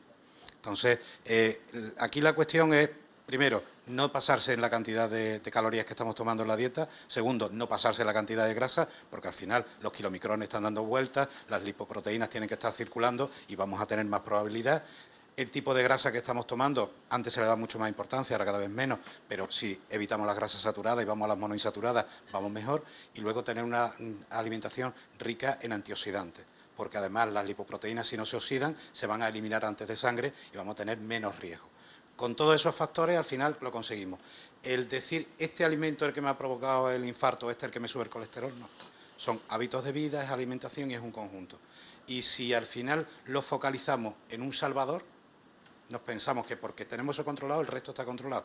Y pasa lo que pasa. Cuando hablaban del tema del infarto, si yo por hombre, desde chiquitito me están diciendo, te da una cosita, es un infarto, te vas corriendo al médico, y a la mujer le dicen, pues no, tú no vas a tener un infarto en la vida, pues a mí, cuando tengo una mala digestión, me voy a urgencias y a usted no se va a ir porque piensa que no le va a ocurrir.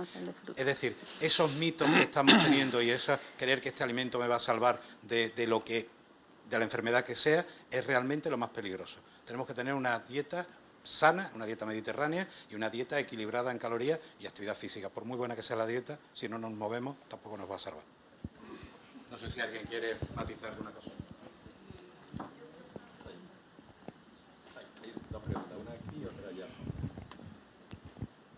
Mire, buenas tardes. Yo me dan pequeños microinfartos, tengo 68 años y también tengo el colesterol alto y estoy un poquillo preocupada. Ahora ya mi doctora, el día 7, me va a hacer una analítica. Yo ando muchísimo, llevo 35 años haciendo deporte, pero estoy un poquito preocupada. No mucho, pero claro, ya tengo una edad, padezco también de ansiedad. Entonces, ¿puede eso perjudicarme a lo largo de mi vida a la arteria? Bueno, sí, yo puedo hablar. Vamos, si el diagnóstico verdadero es de microinfarto, con pruebas, ecografía, resonancia y tal, pues evidentemente ahí ya estamos en una situación de que ha habido un evento, una enfermedad. Ahí el colesterol tiene que estar muy bajo, ¿vale? Muy bajo. El colesterol malo, muy bajo. Y hoy día, con los tratamientos disponibles que hay, ya sea por vía oral o pinchados, ¿vale?, prácticamente todos los pacientes se podrían controlar con ese tipo de medicación y a llevarlo a niveles muy bajos. Con lo cual, pues si verdaderamente los niveles de colesterol no están controlados, el colesterol malo, LDL, por debajo de 55, hay que intentar llevarlo a esas cifras. Y sobre todo, una pregunta muy frecuente de los pacientes, ahora lo tengo bien, voy a dejar las pastillas durante un tiempo. Eso no hay que hacerlo, ¿vale? Es como los pacientes con cáncer que se le quita la medicación, todo lo contrario. Las medicaciones hay que tomarlas, pues si se dejan de tomar, dejan de hacer efecto, ¿vale? Y entonces hay que tener el colesterol muy bajo. Si el diagnóstico es de microinfartos de verdad, hay que tener el colesterol muy bajo. Yo lo que me preocupo por eso, porque ahora me tienen que hacer la analítica y me han dicho que va a tomar las pastillas para el colesterol 4 meses y ahora me lo va a repetir. Si me quitan las pastillas, no me las quita, porque yo sé que los microinfartos lo hay que tomar de por vida de la pastilla. Exactamente. El infarto, en el ictus, en la enfermedad arterial periférica. Sí. Buenas tardes. ¿Se oye? ¿Se oye? Se oye, se oye. Me gustaría hacerle una pregunta al doctor Pan, como jefe de cardiología. Bueno, ándate. Con los resultados tan positivos que se tienen aquellos pacientes tras pasar la rehabilitación cardíaca, ¿por qué desde cardiología se es tan reacio a veces a mandar a los pacientes a rehabilitación cardíaca?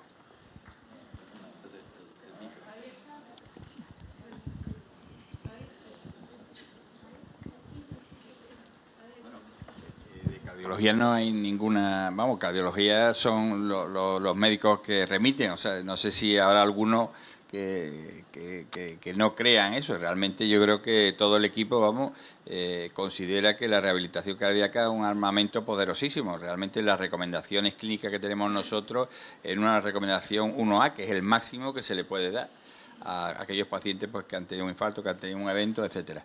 Entonces, bueno, luego cada submitter pues tiene su criterio y sus cosas. Yo no sé realmente el doctor López Aguilera, que es el que lo recibe, si realmente ha observado en alguno de los miembros que no crean esto. Yo creo que realmente todos estudiamos los mismos documentos y no hay duda en, digamos, la efectividad de esta estrategia, ¿no? Vamos, verdaderamente no es que haya una reticencia, ¿no? Pero sí que es verdad que los recursos son limitados. Y yo creo que un poco tú a lo que te refieres es a eso. Los recursos son limitados, las salas de ejercicio físico tienen los puestos que tienen, hay los cardiólogos que hay, los rehabilitadores que hay y la enfermería que hay. Entonces, con eso hay que intentar seleccionar un poco al paciente que más se beneficia. Y el paciente que más se beneficia hoy por hoy es el que más malo está, la insuficiencia cardíaca. Entonces, intentamos darle prioridad a ese paciente. El paciente con infarto es un paciente mucho más de educación, de control de factores de riesgo, como hemos comentado, y eso muchas veces se puede hacer pues con llamadas telefónicas, virtual, en consulta externa, y se le ofrece el paquete de la educación sanitaria, las charlas, etcétera, ¿no? Pero sí que es verdad que, bueno, que estamos limitados en recursos, como todo el mundo en su especialidad, ¿no? Y con lo que hay, pues se intenta priorizar al paciente que peor está, que hoy por hoy es la insuficiencia cardíaca. Bueno, yo creo eso, la verdad es que la disponibilidad de los recursos son limitados, ¿no? Y eso es cierto, y eso todos quisiéramos, y aquí está nuestra directora médica, pues evidentemente aumentar, y se intenta aumentar todos los recursos, y nosotros en ese sentido tenemos pocas quejas, ¿no? Siempre pedimos más, pero pasa igual, es decir, no, y por ejemplo, pasa en el tema de las consultas de insuficiencia cardíaca, pasa igual, es decir, habiendo dicho, como está claro, también es una recomendación 1A, es decir, la máxima, todos los pacientes que se dan de alta con insuficiencia cardíaca, todos los pacientes que se dan de alta con insuficiencia cardíaca deberían ser citados en el plazo de menos de entre 7 y 14 días en la consulta de insuficiencia cardíaca de enfermería, para ver cómo están, para hacer prevención secundaria de nuevas descompensaciones y para ir ajustando el tratamiento, porque hay que ir poco a poco. Pero, claro, no hay, es decir, no da para más. La agenda está llena y a veces cuesta trabajo hasta meterlos cada 3 semanas para intentar no alargarlo mucho. Entonces pasa igual. Estoy harta también de ver pacientes que me preguntan mucho por cuándo me van a llamar de rehabilitación cardíaca. Es muy típico, ¿no? Son muchos los pacientes que los controlamos desde las 2 unidades. Y es verdad que, bueno, pues hay que decirle que le llegará el momento, pero que hay muchos pacientes que lo necesitan y se van metiendo conforme se va pudiendo.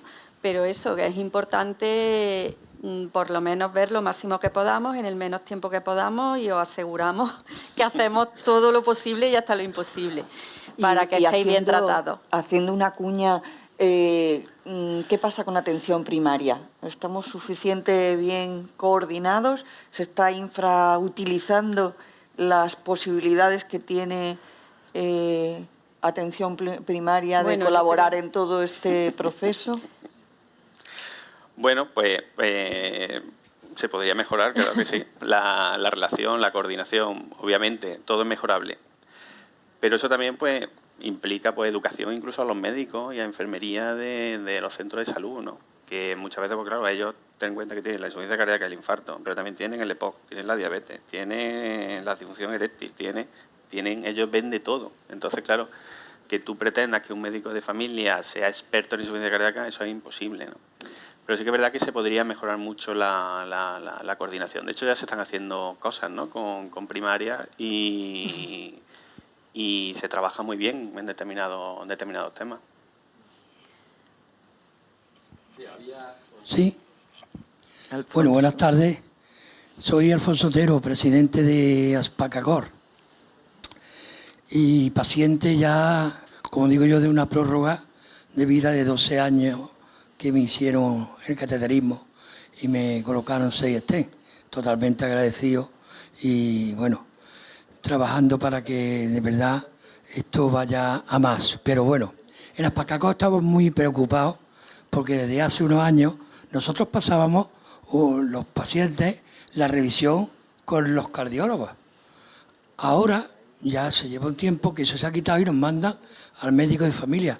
Y eso es una barbaridad. Yo personalmente, como muchos pacientes que se ponen en contacto y nos dicen, estamos totalmente perdidos. Porque vas al médico de familia y tiene unas analíticas que te pueden hacer, que es la que te pide el cardiólogo. Porque hay cosas que no pueden mandar ellos. Y es una barbaridad. Y estamos bastante preocupados porque no tengamos las revisiones que teníamos antes con los cardiólogos. Que los médicos de familia ya sabemos lo que pasa, ¿no? Y entonces es una preocupación que la asociación tiene y los pacientes cardíacos, señores.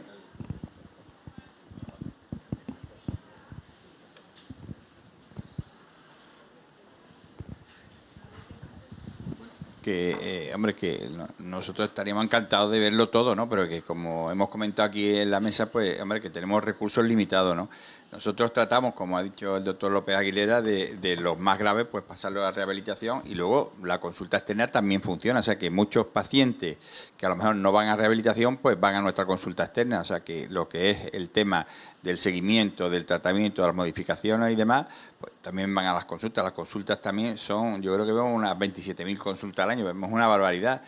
Y realmente yo creo que cumplimos con los tiempos que nos exige la Administración, ¿no? Realmente, hombre, estaríamos encantados de seguir viéndolo, pero cuando el paciente más o menos pues está controlado, tratamos de derivarlo a primaria. La relación con primaria, que anteriormente también se las has comentado, realmente yo cuando accedí a la jefatura, me reuní con ellos, con Mariano, con el pobre Mariano, que era entonces nuestro director médico, tuvimos una reunión y a partir de entonces, bueno, hemos ido intentando, hasta entonces no había nada. Porque realmente se derivaba y ahí no había nada, ¿no? Entonces, bueno, la teleconsulta también. La consulta, etcétera, etcétera. Entonces, bueno, no sé, ahí en este proceso estamos, Alfonso, lo único que te puedo decir.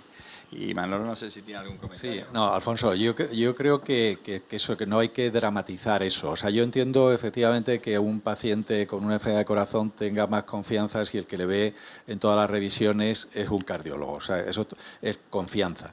Pero realmente no hace, muchas veces, te voy a decir 2 o 3 cosas. Primero, muchas de las consultas que se hacían antes de forma rutinaria, es decir, ver a un paciente una vez al año, un paciente que está estable, que no tiene, que ya le hemos ajustado el tratamiento que se le ha hecho de todo lo que se le tenía que hacer y que tiene un riesgo de tener nuevos problemas muy bajo, en la consulta realmente es como si lo vieras en el bar por la calle. Dice, ¿cómo estás? Bien, le damos para ver y hasta el año que viene. Eso es perder el tiempo, y no solamente perder el tiempo, sino quitarle ese tiempo y ese lugar en la agenda a otra persona, a otro paciente que seguramente tiene más beneficio de una consulta con el médico. Es decir, para resumir, que existen unos protocolos de estratificación del riesgo. Los pacientes que se van a beneficiar de que se les vea por el cardiólogo no una vez al año, sino cada mes, los vamos a seguir viendo, y de hecho las consultas de insuficiencia cardíaca eso es lo que hacemos, pero hay muchos pacientes, afortunadamente, que cuando pasan el momento agudo, tienen el infarto, se revascularizan, pasan el programa de rehabilitación cardíaca, es que realmente no se benefician de un seguimiento en consulta de cardiología, porque lo que necesitan es educación, formación, prevención, control de los factores de riesgo, y para eso están perfectamente capacitados los médicos de cabecera, los médicos de atención primaria. Es decir, que yo creo que eso es decir, no hay que... A veces se demoniza un poco la atención primaria, y yo creo que eso es un error. Los médicos de atención primaria están perfectamente capacitados para atender a los pacientes que lo necesitan cuando lo necesitan. Y los que sí que necesitan verse por su gravedad o por sus circunstancias particulares de su enfermedad en consulta de cardiología, no te quepa la menor duda de que esos pacientes los vemos, ¿no? Y no sé, Elena quería decir algo, ¿no? Yo por apuntillar un poco lo que comentaba el doctor Anguita, ¿no? y responder a sus demandas. Como empezaba mi intervención diciendo, la patología cardiovascular es una patología muy prevalente, es una patología que ha aumentado y aumenta con el envejecimiento de la población, y es un problema al que nos enfrentamos todas las administraciones sanitarias, públicas y privadas, y sabemos que está ahí, que es un problema y que cada vez más vamos a tener más, y la población cada vez necesita más. Por eso estamos aquí. Esta es una de las labores fundamentales. Lo que la población tiene que entender es que tenemos que empezar a cambiar nuestro estilo de vida, porque el estilo de vida influye en la prevalencia, en la incidencia de estas patologías y en la prevalencia. Y, por tanto, si conseguimos con educación y transmitiendo a la población la necesidad de cambiar, pues podremos en el futuro atender a todo el mundo. Y qué duda cabe que si el problema cada vez más importante, nosotros tenemos que buscar otros métodos. Como decían ellos, los recursos son limitados. No es que los recursos sean limitados en cardiología, es limitado en general. No crecen al ritmo de la demanda. Y es verdad que en los últimos tiempos la demanda en la asistencia sanitaria se ha disparado, y muchas veces por patología banal. Entonces, ahí les pedimos ayuda a ustedes, ¿no? Que nos ayuden a filtrar lo que verdaderamente es importante. En el hospital, ¿qué tenemos que atender? Como decía el doctor Anguita y el doctor Pan, desde luego al que tiene un problema agudo es que hay que atenderlo. Al que tiene un problema estabilizado y que en este momento requiere menos supervisión por nuestra parte, pues tendremos que pasar a un segundo plano. Desde luego para tener las puertas abiertas para cuando ustedes lo necesiten de verdad, que estemos aquí. Entonces tenemos que actuar de esa manera y tenemos que cambiar la forma de hacer las cosas. Utilizamos otras herramientas, además de la atención ambulatoria, pues como decía... pero que al complejo se le ve. Hombre, claro, por supuesto, efectivamente. Que no piensen que es que tenemos que dejar... No, simplemente que tenemos que hacer las cosas de otra manera, organizarnos de otra manera. Por supuesto, con una participación, una implicación importantísima del médico de atención primaria, que es el que tiene que dirigir al paciente por el sistema, y que además es el que conoce al paciente, a su familia, su entorno, puede hasta adivinar qué es lo que le va a pasar. Nosotros, aunque tengamos un papel muy importante en un momento, pero tenemos que tener una actuación muy crítica en un momento concreto para prestarle la ayuda intensiva que necesiten durante un tiempo. Pero después tenemos que dejar que los compañeros de atención primaria sean los que guíen el camino de toda la patología, que ahora será cardiovascular y después tumoral. Pero es que tenemos que hacerlo de esa manera. Las herramientas como la teleconsulta que explicaba el compañero, pues han venido a tratar de ayudarnos a apoyar el papel de la atención con el respaldo del especialista, porque vemos que hay situaciones en las que no llegamos. Entonces, en situaciones más simples, pues tratamos de comunicarnos con los métodos que tenemos disponibles y que no podemos obviar. Cada vez tendremos que transformar más nuestra atención de esa manera.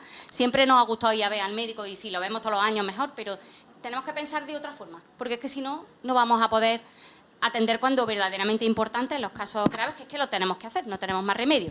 Si me permites, como paciente, la enfermedad cardiovascular no es una enfermedad de dolor, aunque el dolor del infarto sea el momento agudo, es la enfermedad del temor. Y un paciente que está asustado y que está angustiado acude muchas más veces a urgencias, reclama mucho más tratamiento, da lugar a lo mejor a ingresos que no serían suficientes y además tiene una calidad de vida mala. Entonces, ese temor, de alguna manera, hay que hacerlo con una coordinación perfecta entre hospitalaria y primaria.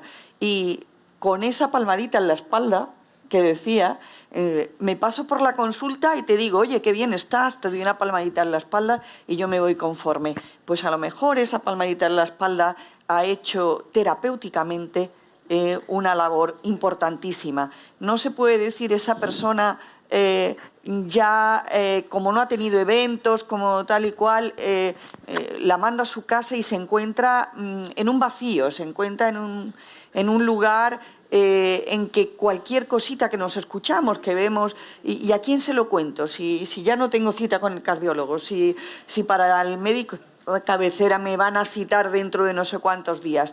Todo eso, de alguna manera, lo que os pedimos los pacientes es que, de alguna manera, os calentéis la cabeza para protocolizar, para estudiar de qué manera se tiene a los pacientes cardíacos lo más lejos posible del hospital y lo más lejos posible del temor de vivir asustados, pero que es nuestra situación. Yo quiero abogar un poquito también por la...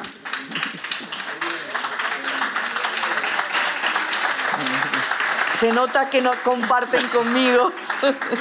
Yo también quiero abogar un poquito por esa atención primaria, ¿vale? Los profesionales que nos acompañan una vez que estamos dados de alta del hospital son los profesionales de atención primaria. Y os puedo asegurar, porque desde que estoy en la unidad de insuficiencia cardíaca no hemos dejado de tener contacto con nuestras compañeras de primaria, que son personas, la mayoría, muy implicadas, y que están deseosas de conocimiento y se forman, tanto como me puedo estar formando yo. Entonces, yo creo que debemos de confiar más en los médicos. Es verdad que estamos pasando por una época un poquito convulsa desde el COVID, con los problemas de citas y todo lo que ya sabemos. Eso es mi día a día en la consulta, de que el médico de cabecera no me da cita, necesito renovar medicación, necesito que me vean. Pero eso es verdad que nosotros no lo podemos solucionar, tendrá que ser la Administración quien tome un poco las medidas. Pero que, por supuesto, os aseguro que la formación que tiene la atención primaria puede ser tan buena como la nuestra para detectar cualquier cosa que haya que ver rápido a nivel hospitalario y que os van a derivar sin ningún problema. Bien, ¿se oye bien? ¿Se oye bien? Bien, soy Luis Palenzuela, soy médico de atención primaria. Y llevo pues alrededor de más de 40 años en atención primaria, ¿no? Y por tanto la trayectoria de lo que es el sistema de atención primaria creo que, bueno, algo sé. Es cierto que hemos tenido una crisis que todavía sigue golpeando en el ámbito de atención primaria importante, pero eso no quita de que sea uno de los pilares fundamentales del sistema de salud de este país y del entorno europeo donde nos movemos, ¿no? Yo soy muy crítico porque hay muchas cosas que se deberían recuperar y potenciar dentro del ámbito de la atención primaria. Hemos pasado una crisis tremenda, pero eso no quita que yo tenga la ilusión de que esto es transitorio y sin duda hoy día el sistema, aunque mejorable, es bastante bueno. Tengo aquí un informe reciente, además yo se lo quería comentar también a la mesa, un informe que todos los años hace la Organización Mundial de la Salud con respecto a lo que es el sistema de salud específico en España, ¿no? Sus cosas negativas y sus cosas positivas. Entonces, una de las cosas que hay que mejorar, evidentemente, ellos lo ponen en evidencia, es un sistema de atención primaria que está pasando por una crisis que convendría mejorar, ¿no? Pero con respecto a la implicación de los pacientes cardíacos, con respecto a la media europea, ha habido una mejora notable en los últimos años, fundamentalmente por la mejora en el tratamiento y en el abordaje de la insuficiencia cardíaca. Es una cosa curiosa, pero realmente el documento lo manifiesta de esa manera, ¿no? Trabajamos de forma coordinada entre servicios de cardiología y atención primaria en base fundamentalmente a procedimientos, a procesos. Tengan en cuenta que en el año 2023, el jefe de servicio de cardiología ha dicho que se vieron 27.000 pacientes más o menos consultas, sí. En Córdoba, ¿no? en Andalucía se vieron 97 millones de consultas en atención primaria. Digo para que no ha sido en España ni en Europa. Aquí en Andalucía. Está hablando, digo, para que sepan la cantidad y el volumen de personas y de consultas, de cuestiones que se plantean en el ámbito de la atención primaria solamente en nuestra región, ¿no? Hay cosas que mejorar, evidentemente, ¿no? Pero funcionamos fundamentalmente a base de procesos y de procedimientos en interconexión con el hospital. Eso es algo que se puso en acción hace pocos años y evidentemente se trata de potenciarlo. Yo creo que el trabajo que habéis hecho con respecto a la coordinación entre primaria y el servicio de cardiología ha sido fantástico, y bueno, tanto Manolo, Dolores como José, ¿no? Y los resultados, concretamente, la patología que había abordado en insuficiencia cardíaca, se refleja, ¿no? Se refleja en un documento de la Organización Mundial de la Salud con respecto al nivel de atención, ¿no? Yo, mientras que Manolo coge el micro, voy a dar un mensaje a la asociación, un minuto, y estoy seguro que todo el mundo en la sala sabe que existe una asociación española contra el cáncer. Todo el mundo. Las asociaciones de pacientes cardiópatas, siendo la primera causa de mortalidad cardiovascular, tienen que empezar también a moverse. Esta se está moviendo, llevamos 10, 12 años trabajando, tal, pero hay que seguir, ¿vale? Hay que seguir porque somos muchos los pacientes cardiópatas y lo que decía antes Lola, tenemos y tenéis mucho poder, más que los médicos, ¿vale? En reclamar, en pedir, en solicitar. Y eso lo tenéis que trabajar.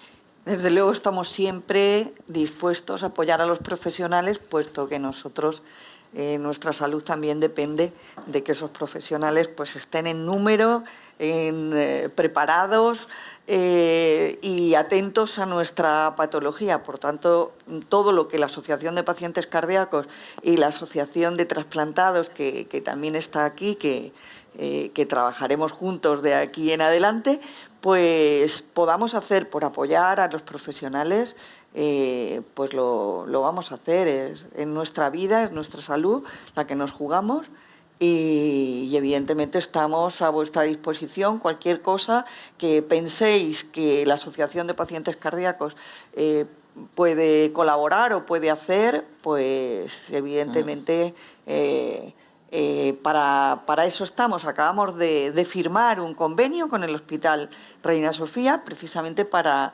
canalizar todo el trabajo que nosotros podamos hacer como paciente experto, que estamos trabajando como pacientes expertos, y si surge cualquier otra cosa que se os ocurra o que el público quiera comentarnos, pues yo comentaros que cuantos más seamos y cuantos más os apuntéis, pues más fuerza tendremos y más cosas podremos hacer. Bueno, pues muchísimas gracias. Ya sé que hay muchas preguntas ahí entre todos vosotros, pero...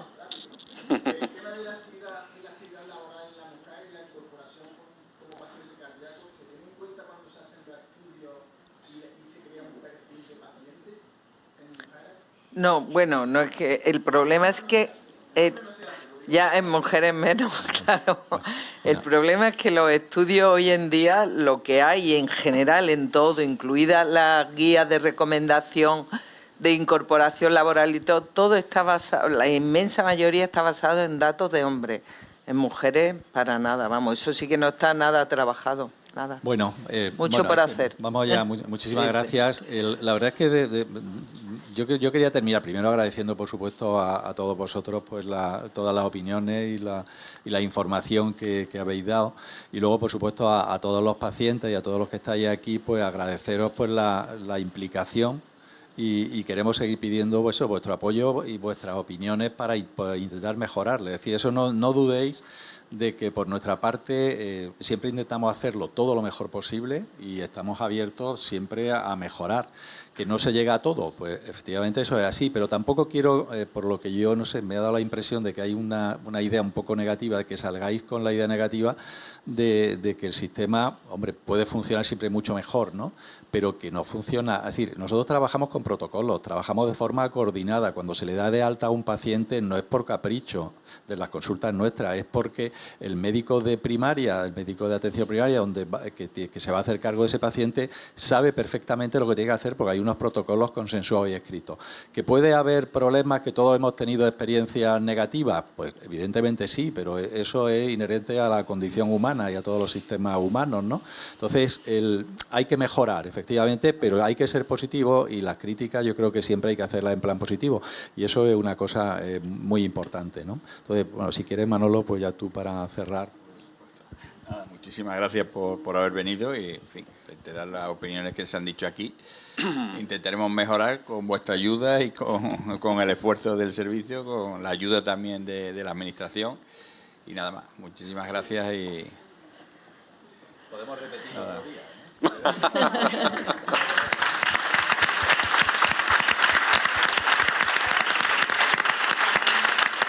Bueno, mañana seguimos.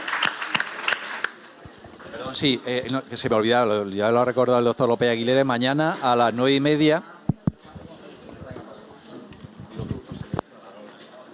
Bueno, mañana a las 9:30 habrá una serie de actos en el hospital con mesa de prevención secundaria, determinación de niveles de colesterol, hemoglobina glicosilada para los diabéticos, hipertensión y un maratón de RCP, de reanimación cardiopulmonar, ¿vale? En el hall principal. Y luego acabaremos con un desayuno cardiosaludable, ¿vale?